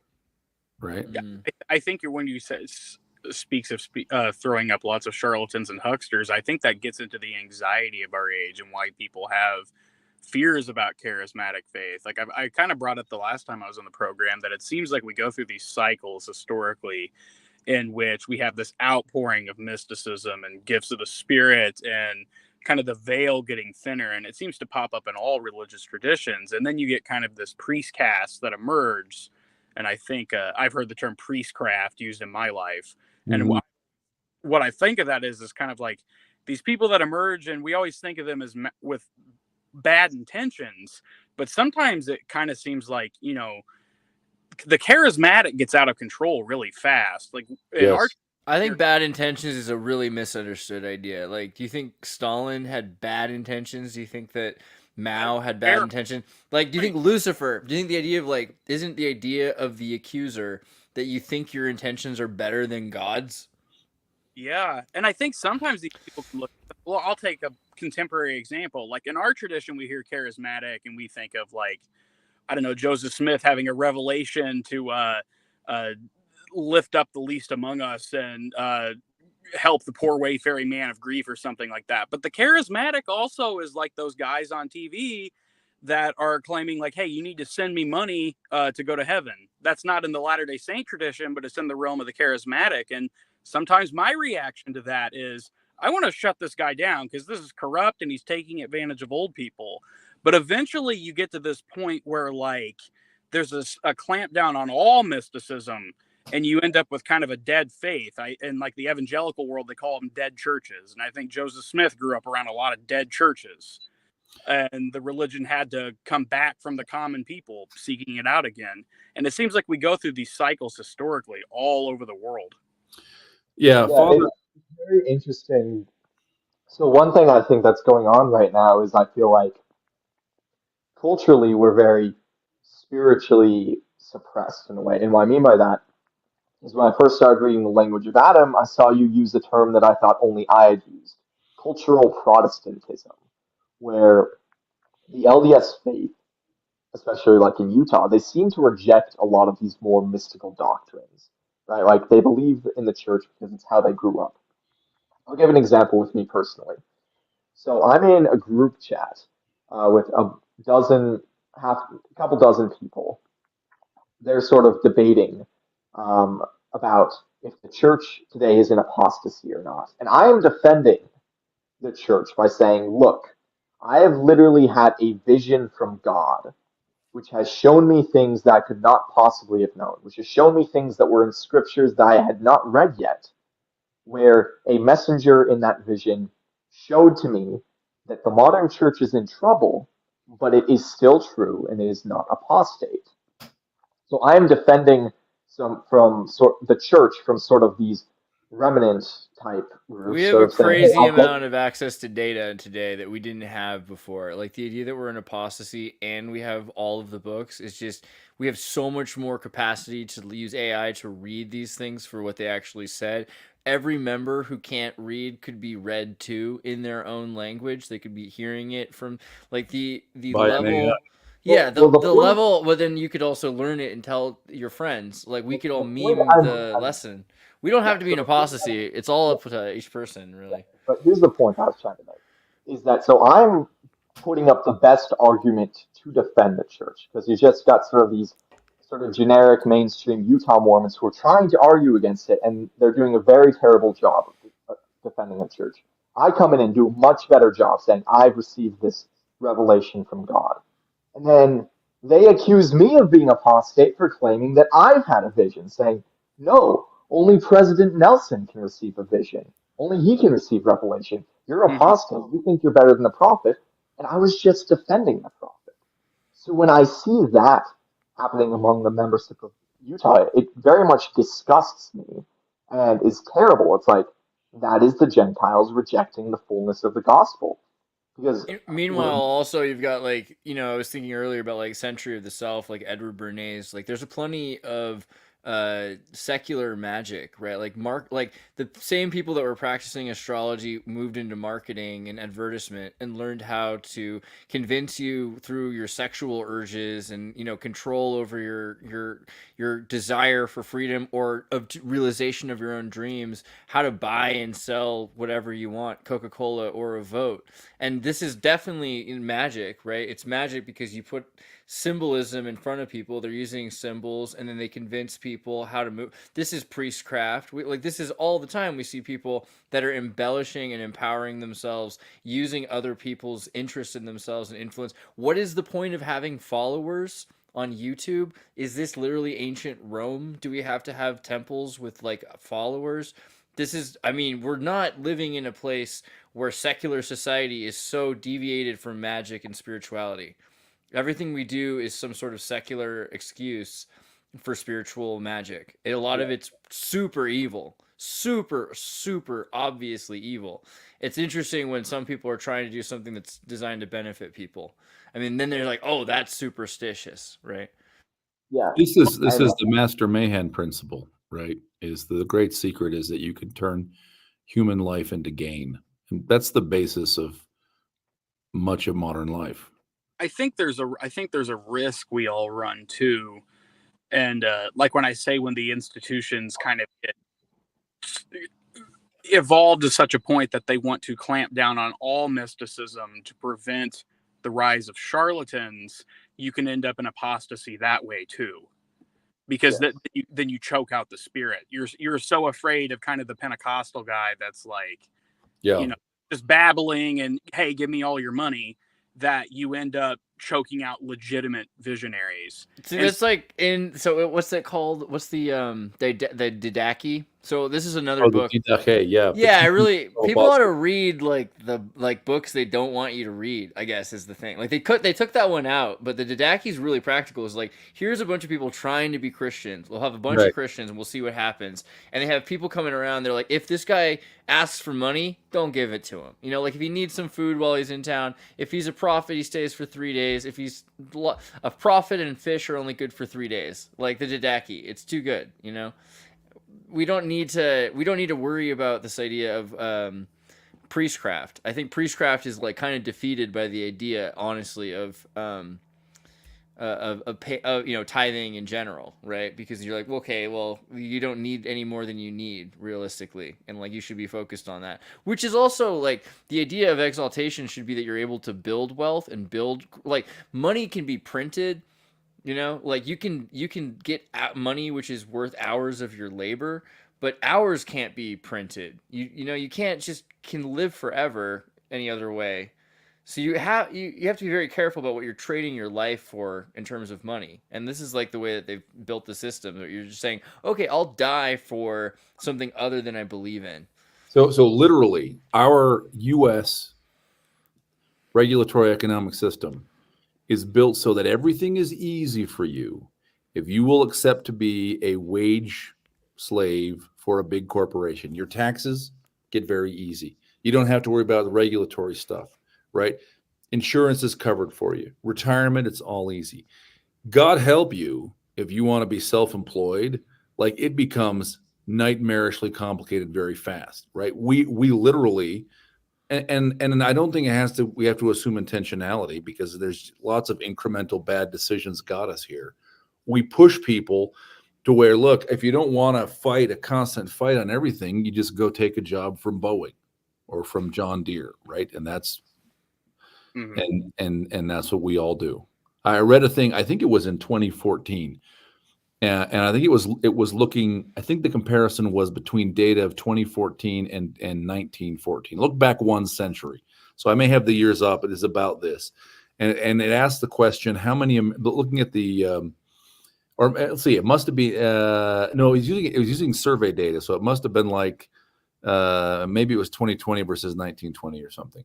So it said how many Americans in the two periods were employed in family-owned businesses, and in 1920 it was like 85%. Yeah. And it's like completely flipped. Now it's like 15. All right, we went from being, this was like the French rap on the English. They were a nation of shopkeepers, a bunch of small petty bourgeoisie, small business owners. That's who we were 100 years ago. No longer, right? Well, and then it's becoming increasingly rare for there to be direct ownership over businesses, like direct family ownership and things like that. Yes. It's all owned by these big funds, which are controlled. This is part of like, man, okay, we're going into like Dave paranoid politics. This is part of the fundamental corruption of the white collar class. I swear to God, it's related. I really do. Like the idea that people have a harder time dealing with the idea that there's good out there, but I think if you can help them see that there's evil using wickedness, yeah, like people can see the alternative. It's really like they're like, oh yeah, I guess you're right. Like, someone is trying to use like blood magic to like hurt people and be immortal. Maybe that means that there is somebody good. There better be someone good if that's happening, right? Yeah, yeah. Well, I had a friend who was an atheist, and he said he had to believe in the devil before he came to believe in God. All right. See, there you go. Well, that's actually very interesting that you say that. So, I talked about this when I'm on the Conversion to Christ channel, but that's actually one thing that made me think that there could be a God, is like literally researching into conspiracy theories, finding out, oh, the CIA literally has all these documents about astral projection and communicating with spirits and stuff. Supernatural stuff is real. And then I came to this conclusion, like, the devil is real, and so God must be real. And I really had to humble myself and like seek God and realize, oh, God is real, right? So it's pretty crazy how like all of the lower frequencies of your voice have been removed, except for like every few seconds. You get like a Ferris Bueller whoomp noise, but either way, you're clear. You're audible. That was like the clearest you've ever been. So I don't know. Yeah. I think what got me getting into kind of conspiratorial thinking, the thing that got me, because, you know, I kind of came of age in the late 2000s, early 2010s, when there was always like the fundamentalist Christian versus like the Richard Dawkins atheist debates all over YouTube. When I kind of hit the wall of realizing that was such an obvious psyop, I don't know if it was like a legitimate psyop, like it was planned out, but it hit that way. To divide the population into these false camps of religion versus science. And it was a very caricatured view of religion versus science. And then kind of realizing both sides sort of supported the American establishment's economic and foreign policy. We could get into that if you want. I don't necessarily want to go down that road, but realizing that a lot of the personalities on both sides believed in the exact same thing politically, and you could go the religious route or the atheist route and end up with the exact same economic political views. Yeah, I really do believe that the material and the spiritual are a lot closer related than people realize. It's not that you close your eyes in a chaos storm and it's Eden, you know, it's more that you might be able to see the subtleties of how things are connected more and more, and realize that if you make something beautiful in the material world, that it actually helps the spiritual world, like vice versa as well. And so we're constantly asked to, you know, pretend away. Guys, I think this is like a feudalistic idea from the Crusades. Hey, you're starving. Don't worry. When you get to heaven, there'll be food. But really, it's not about that. It's like building the bridge between material and celestial here, right? Trying to make this as close as possible. So you're saying that we need to awake and remember, right? Yeah, but also like we need to like give. So I see life as being a really important thing. Making gardens and growing food for kids, having many kids, these kinds of things are obvious. There's something out there, it looks like, that eats death, like, or eats life and is a death like itself, like loves the idea of death and is destructing the human spirit. And I think making more spirit, making more life, making more children, making more plants, I seriously think that's like a bigger deal than it sounds. It sounds like I'm talking about Captain Planet stuff, but No. So let me tell you about another book we're publishing, probably coming out in pre-order in October, should be out in November, I think, by a woman named Megan Farner, and the book's titled "Consider Yourself as Eve." And what it really is it's a manual for spiritual personal development, specifically for women, potentially of interest to any man who was interested in knowing what women think. I don't know what you particularly guys, us weird West Coast guys. I'll read it. Yeah, I'm interested in what women think. that could be useful, There guys. are Like you might incentives. want to know. Yes. Yeah. She said basically this exact thing, Andreas. Like her reading of the enmity placed by God between the serpent and Eve and Eve's seed is that, and there's a traditional reading of that it's about Christ, and she says, well, yes. Again, there's a traditional Christian reading of it, right? Which to say, but she says she argues it's also about reproduction. It's about the fundamental and sort of, it's a woman-centric book. So this fundamental womanly, she would say, ordinance, womanly sacrament of bringing life into the world is part of defeating Satan, right? So yeah, consider yourself as Eve. That's a fantastic book coming out in October, November from us. That sounds awesome. I'll definitely check that out. I mean, Well, go ahead, but I was going to ask real quick, like the idea of life in general versus life and death. Like, do you see it as, I mean, because like people talk about this idea of like machinery and AI. Like, do you see death or sustained non-life as something that's like at war with life itself at all? Yeah, I think light and life. That's what it's the tree of light and life, right? The straight and narrow gate leadeth to life. Life is what it's all about. Yeah. Right. And so I think powers that turn life into money or seek to destroy life for the convenience of sex, right? Or other things that sell life down the river for things that are immeasurably cheaper are fundamentally satanic. Absolutely. I think that if people were to use that as a metric for whether or not something was good or bad, that would be a really great way. Like, are you furthering life or are you wasting the little life that you have on sacrificing it for something less important? That's so real. I don't necessarily agree with him on everything, but there was a really good episode of Ward Radio way back when that had Jacob Hansen on it when he talked about we live in a death cult. And I mean, same. I would actually agree with that entire sentiment. That's exactly I agree everything, but like I agree with him on that. And when I was kind of going back to that, when I was saying that like both sides of that, like false kind of fundy versus I love science atheist thing, is both sides kind of end up supporting the death cult if you think about it a little bit. Because you get into certain strains of fundamentalist Christianity, the way they go with their eschatology.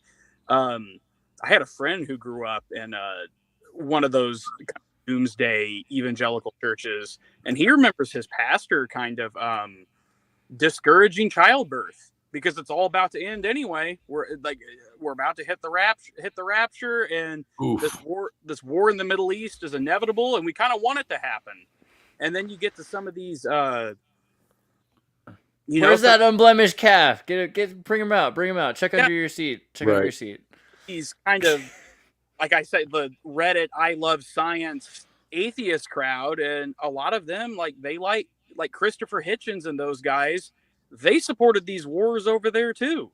Like both sides lend themselves to that because one side sees itself as like modernity, and we're going to come over there and really stick it to these crazy backward people in the Middle East, and the other side there's definitely like a kind of, I don't know, like a Shivite idea of creation destruction, and so reincarnation. And so even the idea that if you killed everybody, something new would emerge. I think that's the alternative That's the old. I don't know. I'm not completely sure if I want to call that evil, but it feels like the idea that you want to destroy everything and have it figure itself out is kind of evil, right? Like that kind of seems evil to me.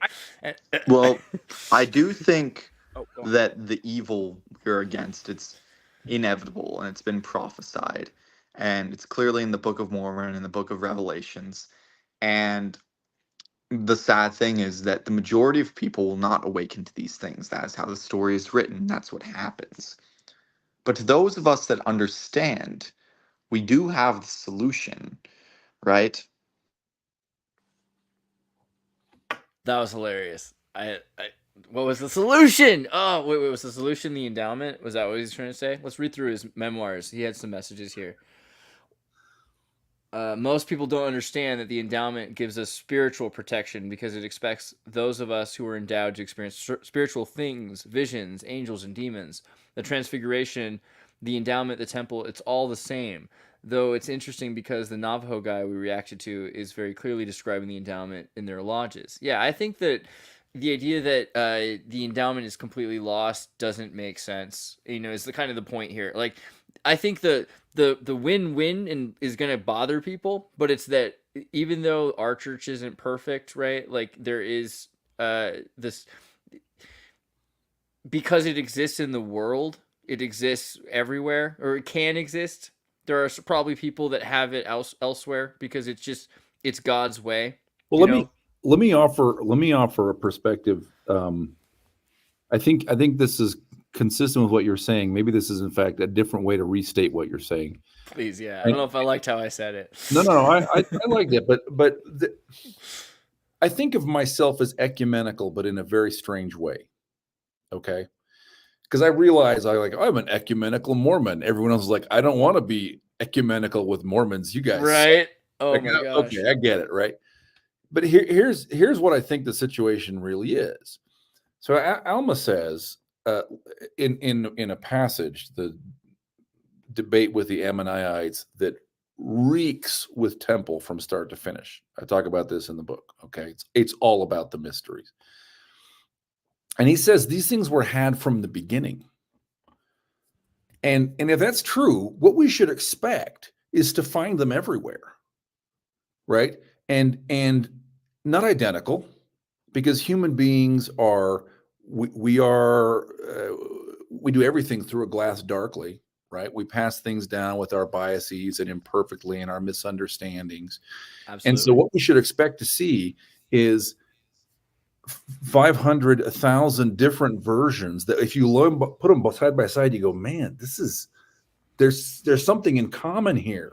The right? substance. I can see differences, but there is a great human enterprise that whether you like it or not, we're all engaged in it. And whether we realize it or not, all of our cultures maybe, right? But certainly many of them have some science in them, some knowledge about the enterprise and about how to go about it, right? And the LDS endowment is a version of that. I think Mass is a version.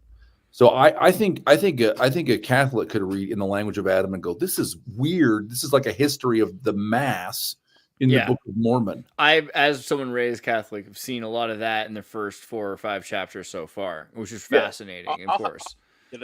As you like coming out of being Community of Christ and being a Mason, I'm all for ecumenicism. So I think that the Latter-day Saint tradition could. I'm not saying it doesn't, but I feel like it could emphasize the Eucharist a bit. The way that the Jesuits and the way being raised, with the Ignatian method, like the way the Eucharist is emphasized, I think is very important.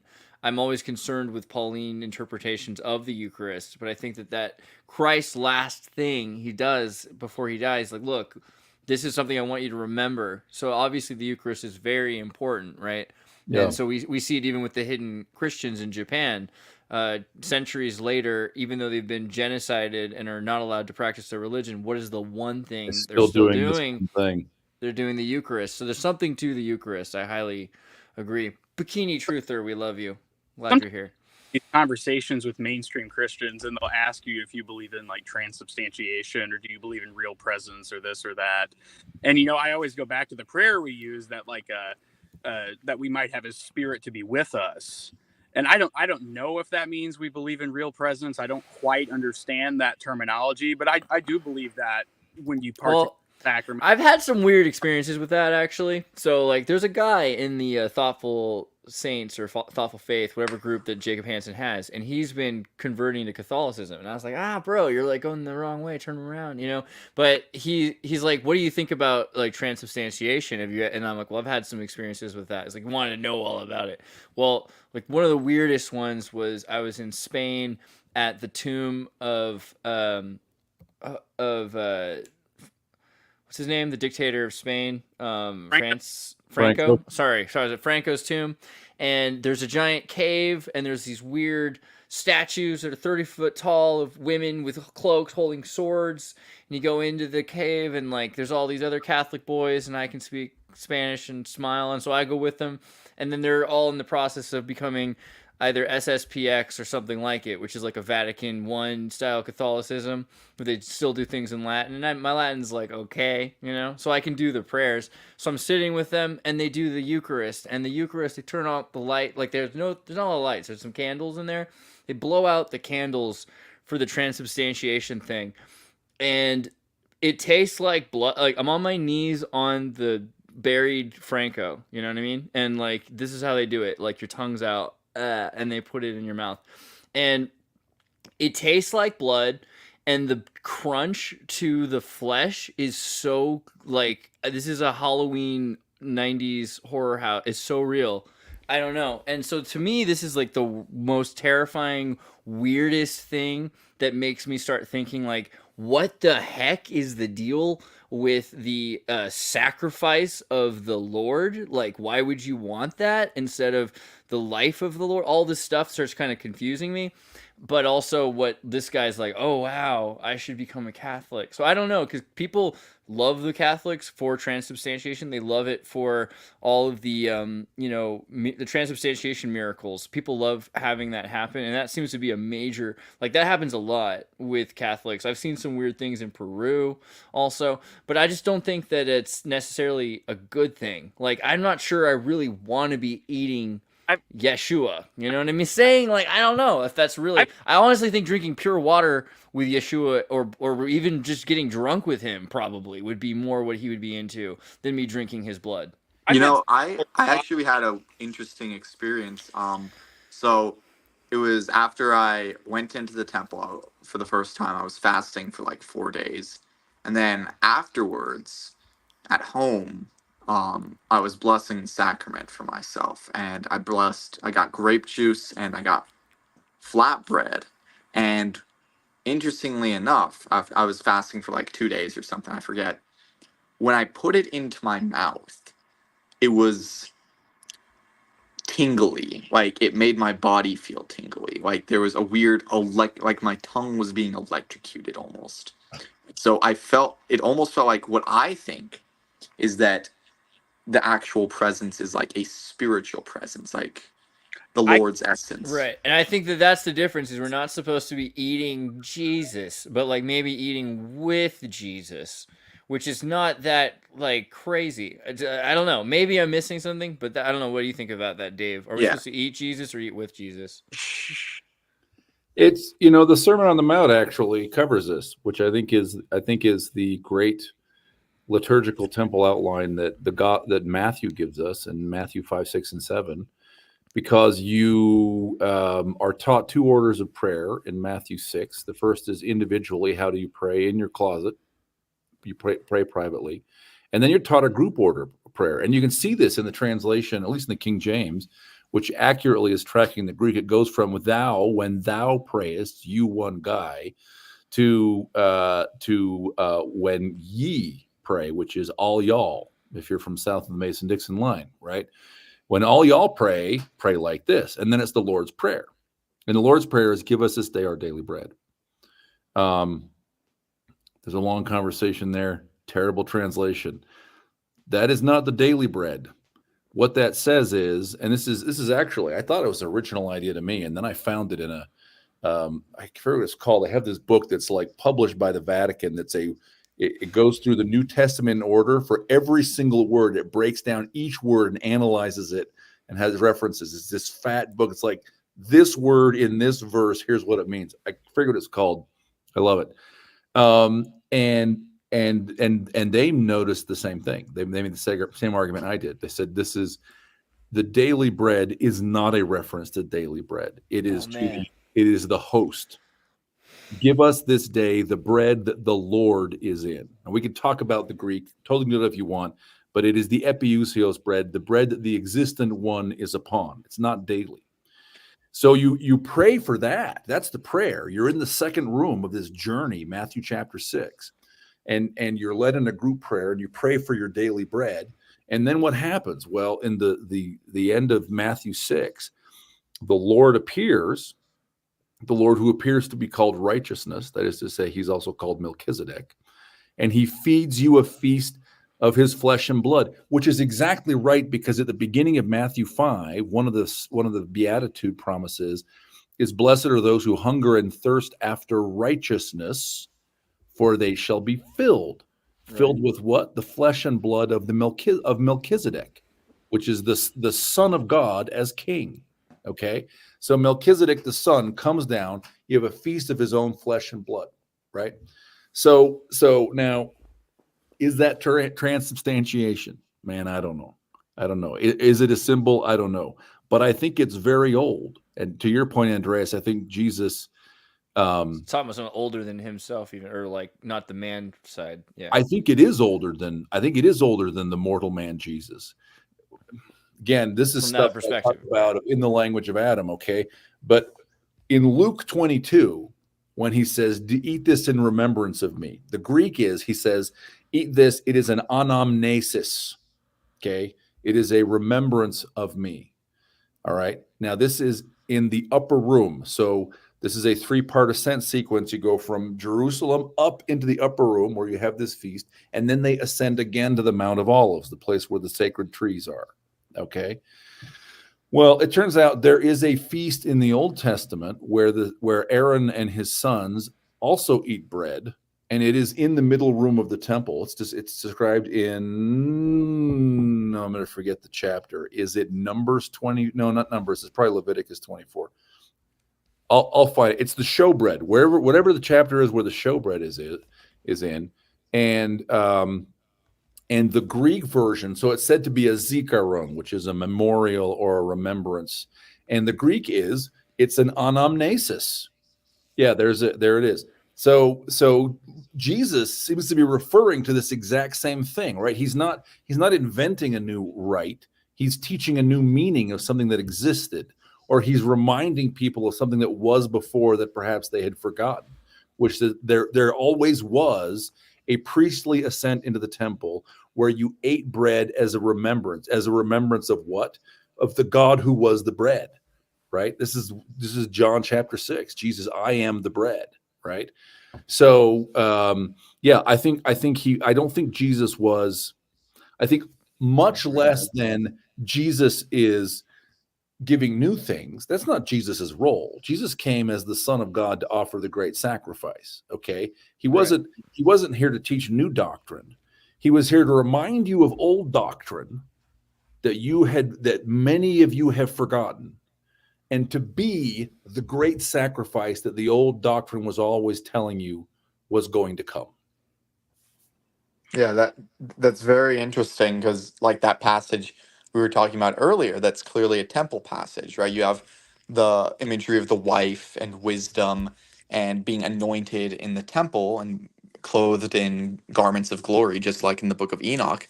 There's that imagery of them drinking bread and eating wine in the temple, right? And for us, that would be the terrestrial room, which the terrestrial room is supposed to represent Jesus Christ, right? Like that's his room on the way to the Father.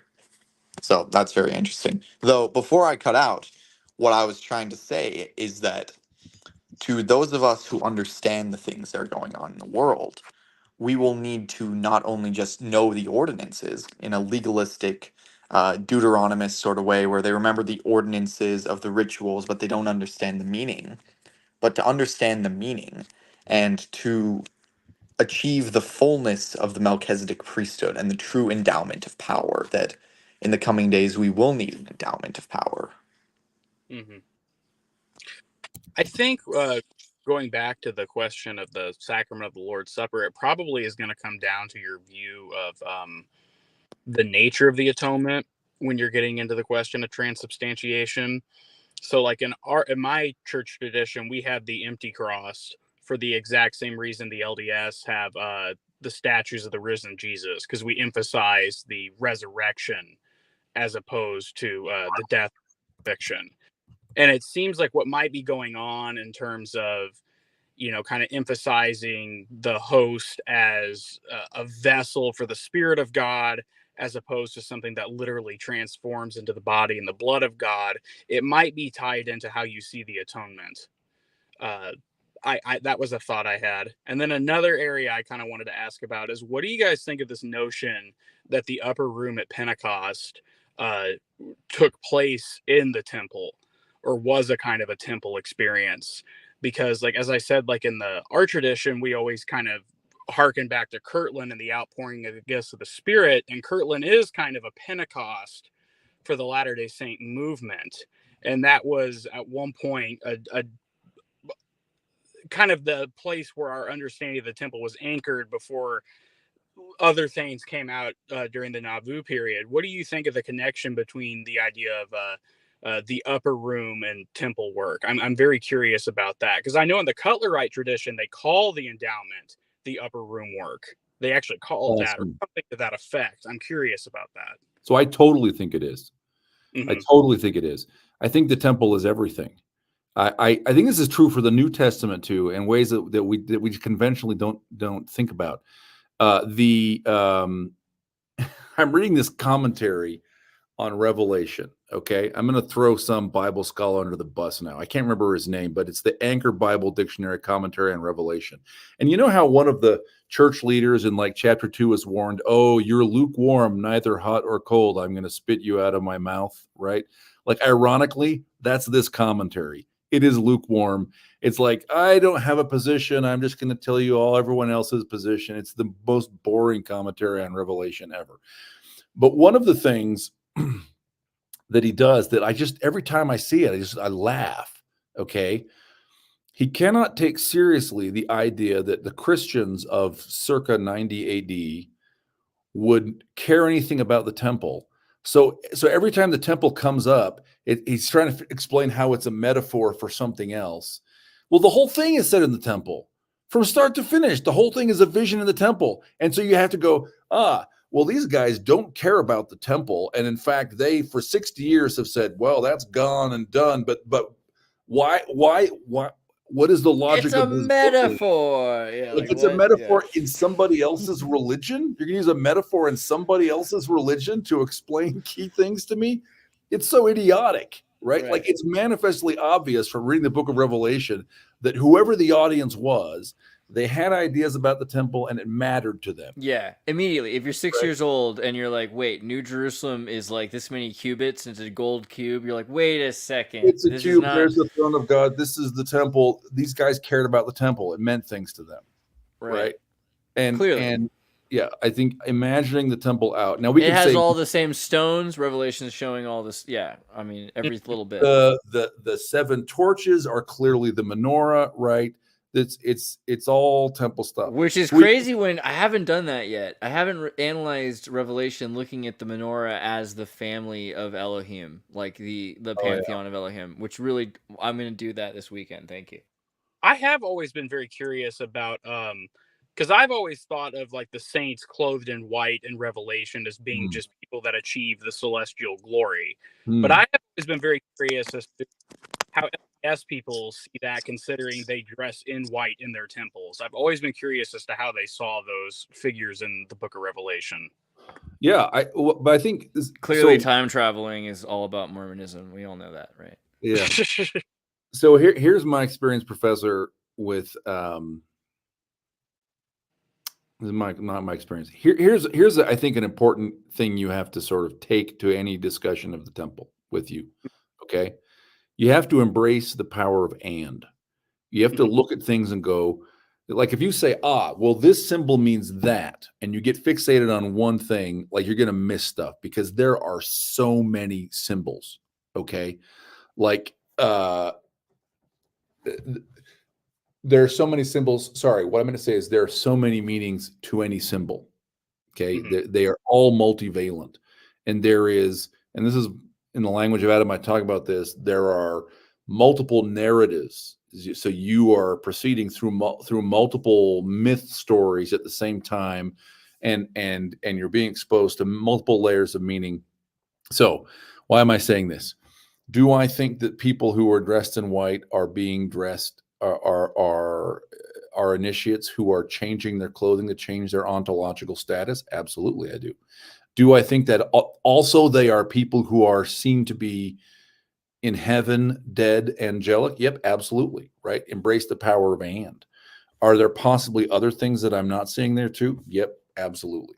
Right. This is the temple. Like it is layer upon layer upon layer. It's interesting, like the Hmong Chinese like associate white with death, right? And so there's also the idea of the veil, right? I mean, the veil in general, this idea of being a world bridger. Like death is even a weird term because a lot of cultures don't use the word birth or death. They use like this world bridging term, which is kind of interesting for both. Well, it kind of ties into this. There's a quote I always really like that kind of talked about man as a bridge between the physical and the spiritual world. And I always see those as kind of on a continuum anyway. I'm not a dualist, but it's interesting to me kind of because I've always been kind of taught as a Mason to think of myself as a temple for the Spirit of God. So it's interesting to I think that also comes from the idea though of not having the temple. So you're like, well, now you are the temple until there is a temple.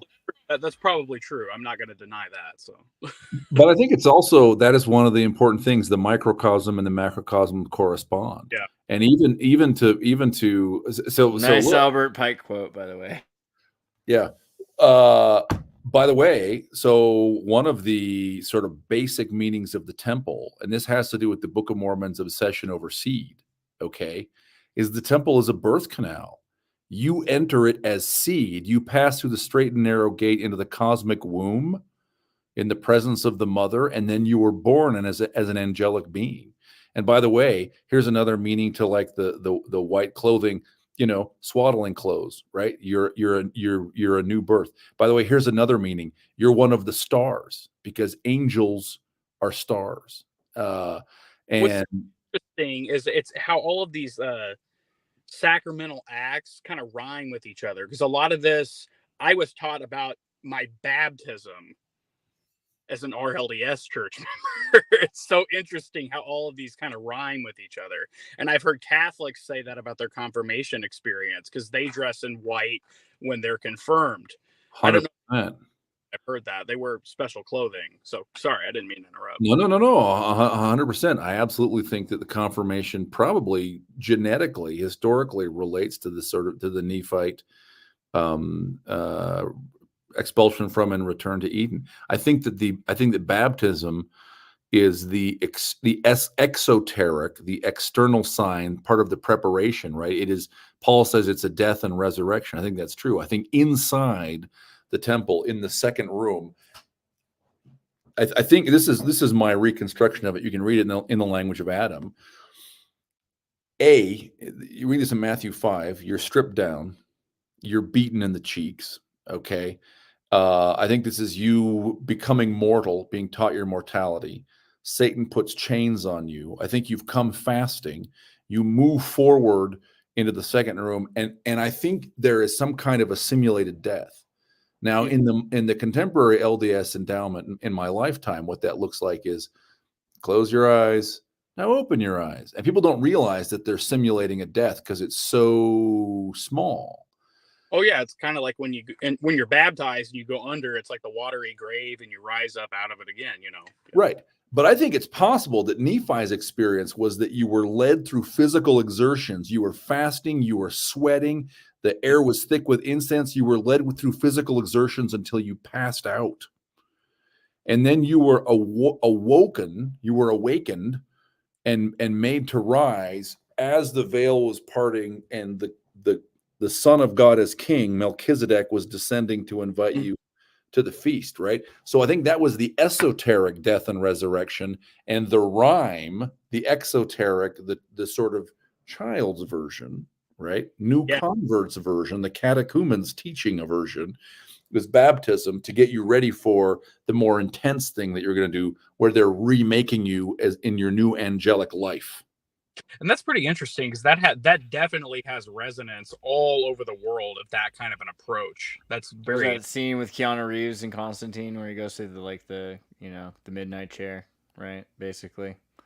And like he Awesome. sees I think that's kind of the idea though, realistically. That you kind of like leave this realm and die and are born again. And that's what scares me when like the Protestants talk about born again. Like, do you guys really like, are you holding them down? Like, what do you mean by that? Because it seems kind of scary. Again, like maybe you have to though. And well, but that is what's described in the Book of Mormon, right? The book, Right. like the Ammon experience, It's hardcore. What the king says to Aaron is, I want to be born again. I want to have hope. Okay, the spiritual gift of hope is being born again, and it's and hope is specifically the hope that you too can enter the kingdom of God and sit down with the fathers to go no more out.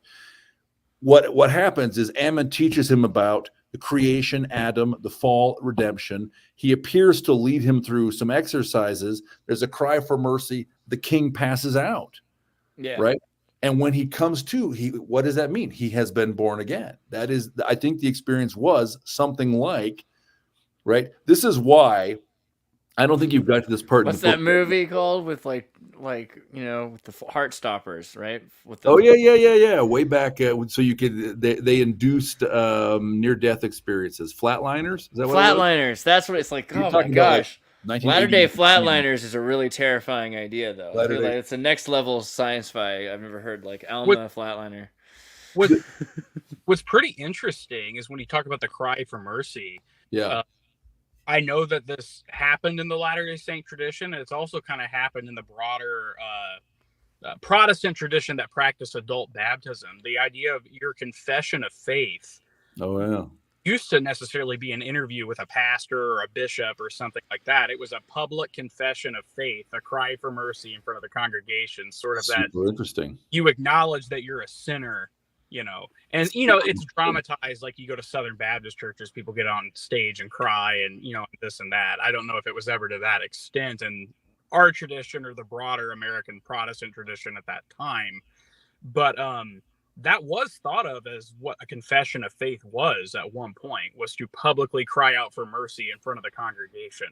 I think there is, I've like sort of opened this door, right? Or I've been present at this small opening of this door. But I think someday someone's going to write a book on the scope of the golden bough. It's going to be like a big multi-volume book, and all that's of David Plate's whole thing. Yeah, they're doing that right now. You should get involved with it. Get involved with David Plate.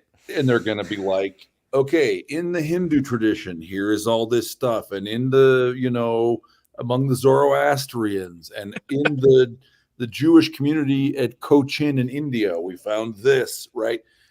Like someday there's going to be just a hella interesting book.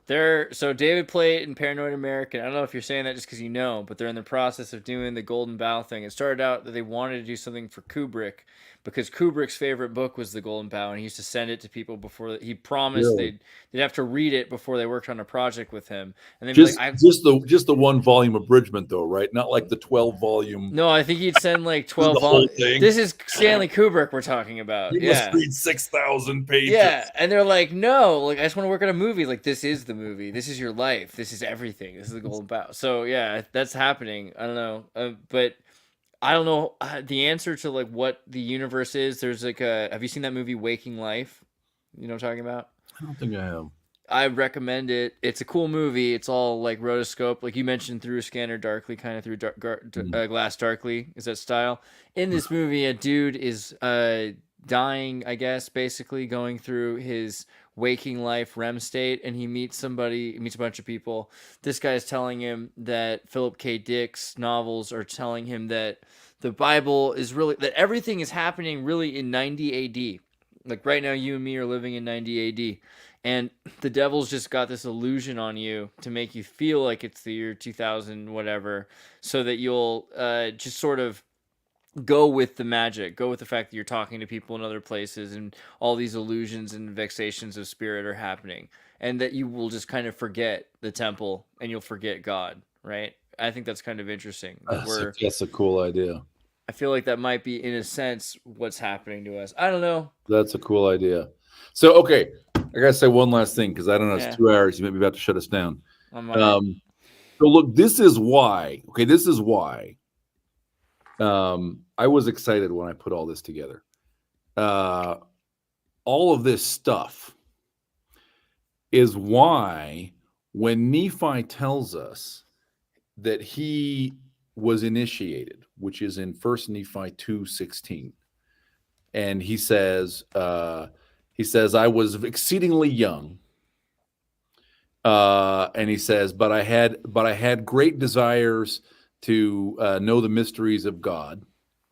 And he says, being large in stature, I called upon the Lord and he appeared to me. Okay.